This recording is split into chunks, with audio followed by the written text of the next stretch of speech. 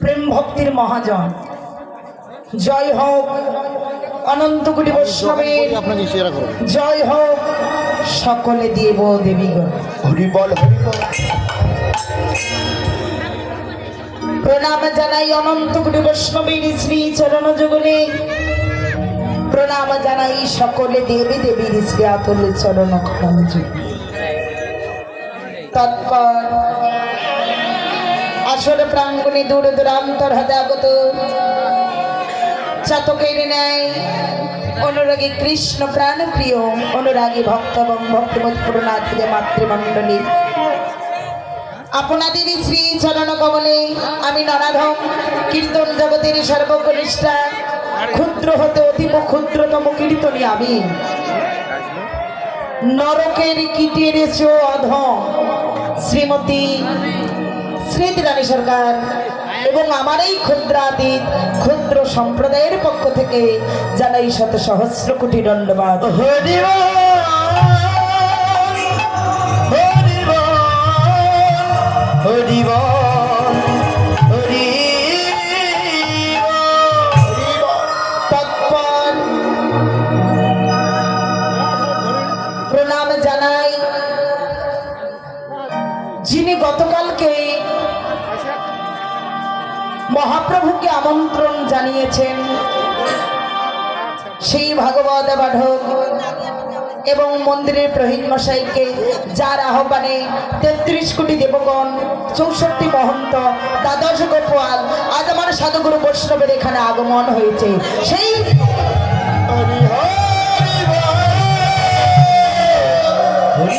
শত সহস্র কোটি প্রণাম এবং তৎসঙ্গে প্রণাম জানাচ্ছি কুমটি দাদা ভাইদের কাছে যাদের অক্লান্ত পরিশ্রম রাত দিন যারা এক করেছে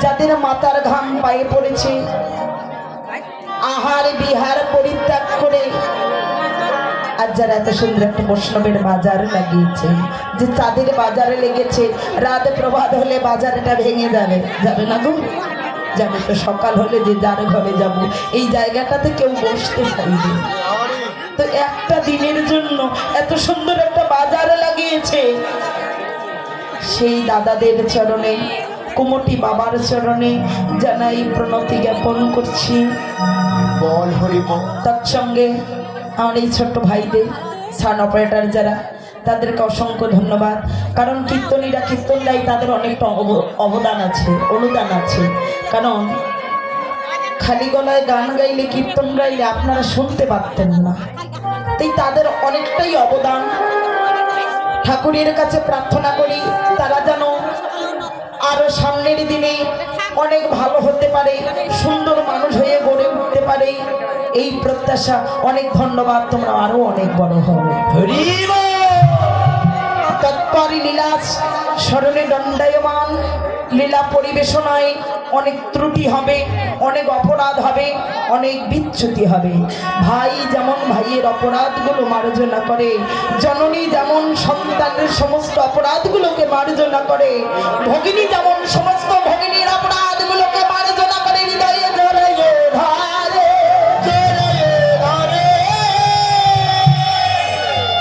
আমি হলাম আপনাদের প্রত্যেকে কন্যা সমতুল্য ভগিনী সমতুল্য সমস্ত অপরাধগুলো মার্জনা করে এই নারাধ আমাকে আপনাদের চরণে একটু স্থান দাও হরি বল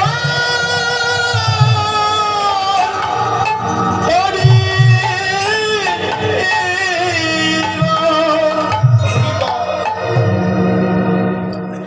যে লীলা পরিবেশন করছি অনাদিরাদে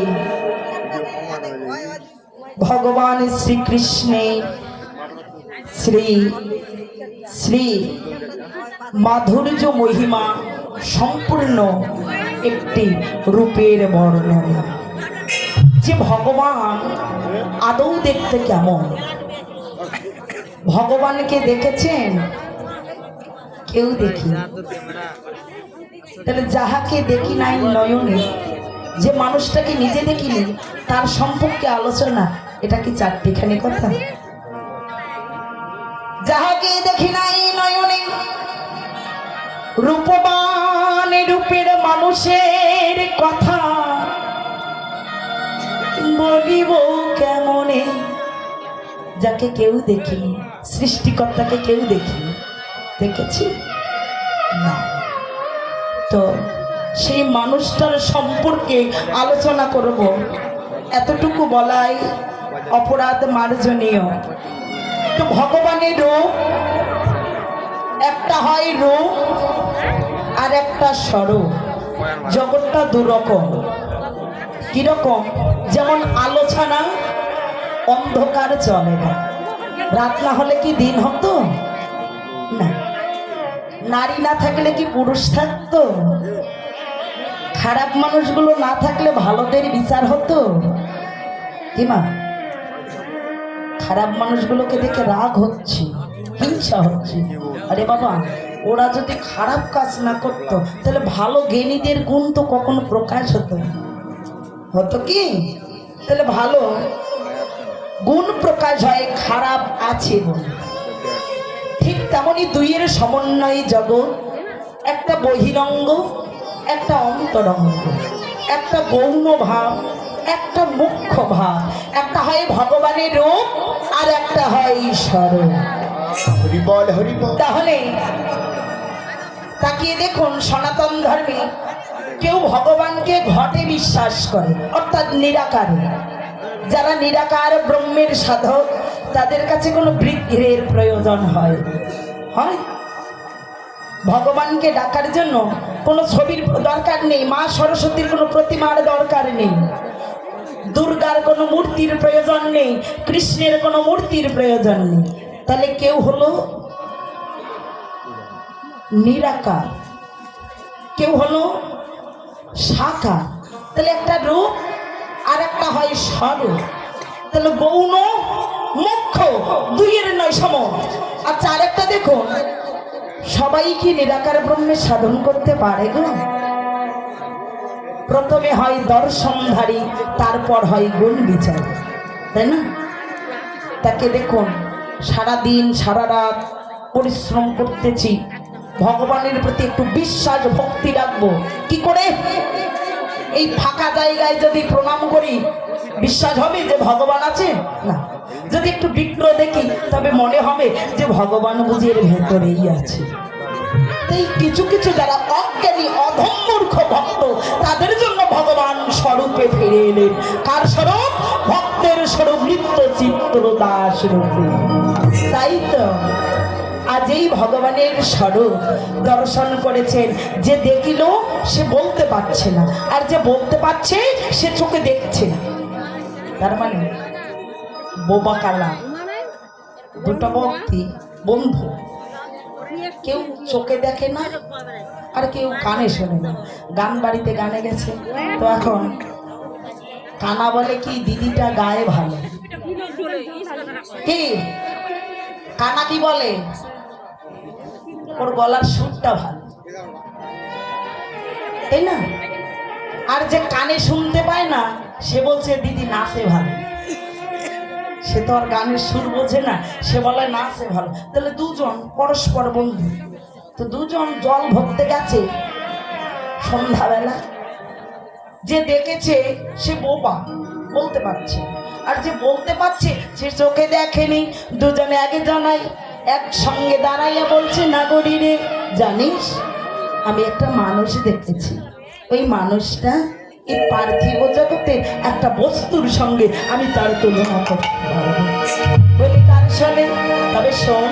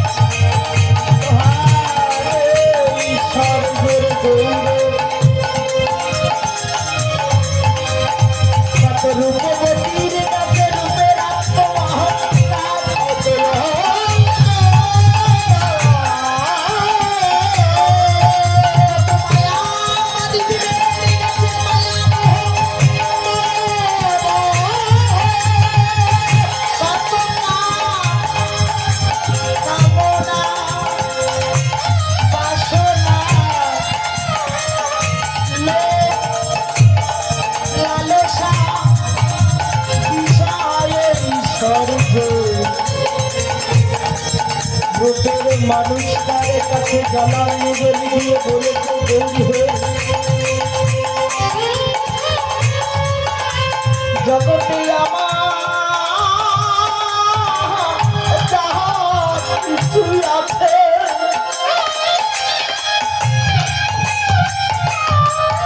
আমি তোমার ওই চরণে আজ থেকে দিয়ে দিলাম তোমার চরণে দিয়ে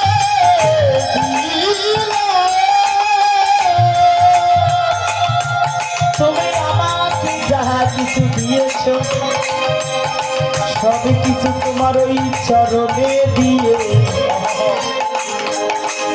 তুমি আমার হবে কিনা জানি না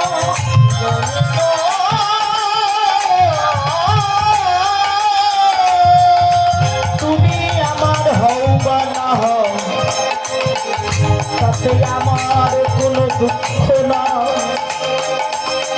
কিন্তু আজ হতে আমি চির জনমের মতো তোমার ওই চরণে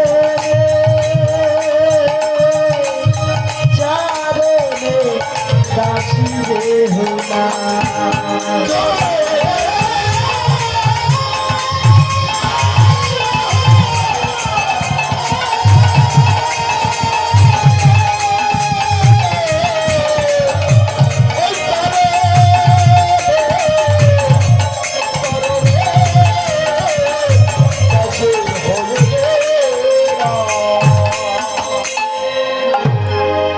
যাহা কিছু পেয়েছি সব তারে করুণা